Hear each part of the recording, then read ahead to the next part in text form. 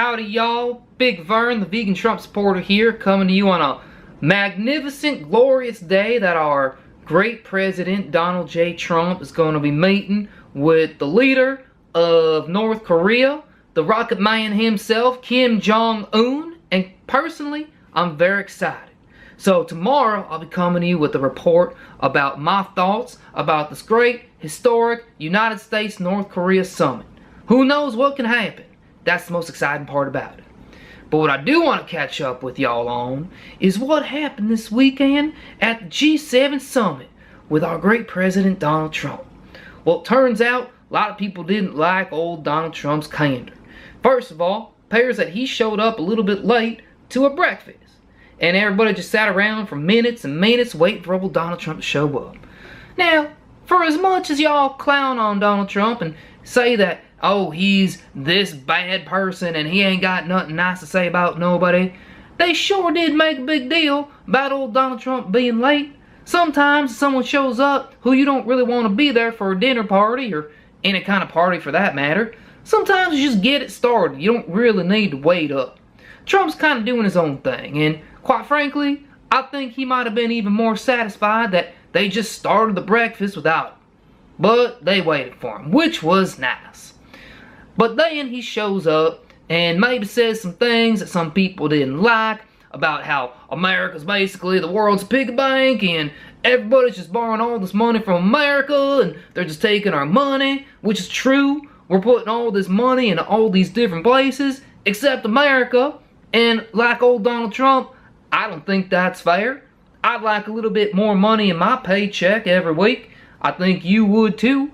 I'd like a little bit more money put in my here states and cities and build me some roads and all these things that all my tax dollars go for. Not to be propping up the government of some European country that I don't give two rat balls about. I don't even care about that.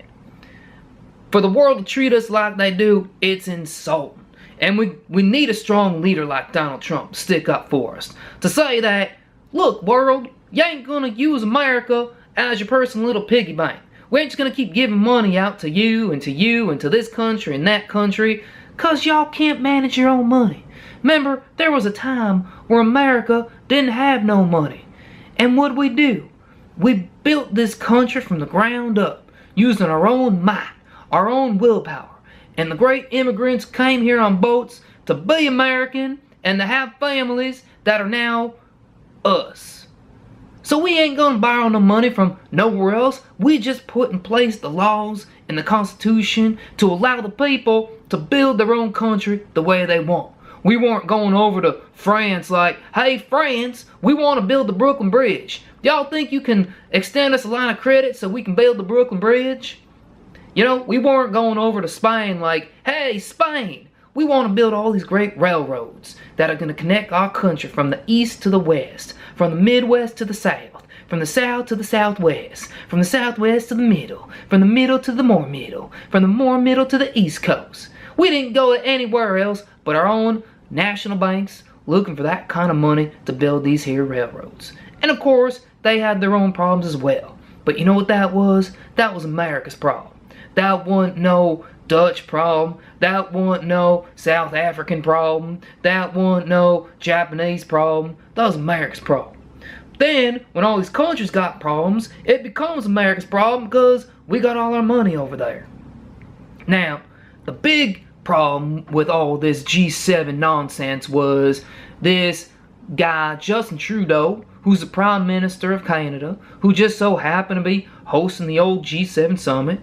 He comes forward and starts talking all this nonsense about a trade deficit with the US and how we, you know, in Canada, you know, we got to stand strong against the Americans, and, you know, Donald Trump maybe said some things that he didn't like, which, you know, that's what Trump does. That's why we love him. Sometimes he says some things you ain't gonna like. Look, man, we're all different countries.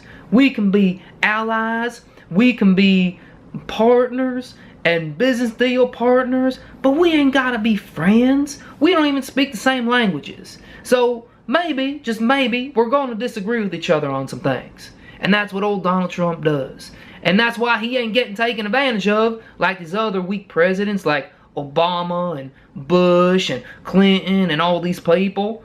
Trump goes in there with an iron fist and says, we're America, America first, we're making America great again, and we ain't gonna have no trade deficits with no country. Not when you got a great country like us. Especially to know Canada. Please, Canada. I mean, I got all the love in the world for Canadians, but give me a break. We're talking about world economies here. Canada, you ain't even a speck on the dartboard. Sorry about that. But Trudeau wants to come back and say, well, if America's going to impose all these tariffs, well, we're going to impose our own tariffs. And well, what do they make tariffs on? Well, they make tariffs on a lot of building materials. I don't know how bad it's going to hurt American economy because, quite frankly, I don't know how much we were supplying to all these Canadian building companies. And let's face it, Canada, if you want to build you some great buildings, if you want to build you some skyscrapers, if you want to build you some real strong structural monoliths, you're going to need American steel. Ain't no steel like American steel. Ain't no iron like American iron. Ain't no American brick. Ain't no brick like American brick. But then they go even further and they start putting tariffs on things like strawberry jam and cucumbers and pickles and pizza and quiche, and I'm just reading this off the list that I got online here of all these tariffs. Yogurt. They put yogurt on there. Coffee. You're gonna drink coffee that's not made in America? What are you, out of your minds, Canada? They put a tariff on whiskey. You're gonna just not take in American whiskey? What are you gonna drink, Canadian whiskey? You out of your goddamn minds, Canada. You can play tough all you want, but we see right through you. And you're gonna come crawling back as soon as you can. As soon as you realize how bad you're missing out on that great American organic surface active products like soap. When you're not getting your good old American organic soaps, you're gonna come crawling back, Canada. You're gonna come crawling back when you realize you need some good old fashioned automatic dishwasher detergent. It's another thing you're tariffing for no apparent reason. What else? Oh, toilet paper and handkerchiefs. As soon as you got to deal with that gross, thin, paper-like toilet paper from Canada, you're going to come crawling back to America. We see you, Canada. You don't scare us one bit. When you need your good American whiskey, we'll be waiting for you. Make America great again, everybody. Vegan Trump supporter out.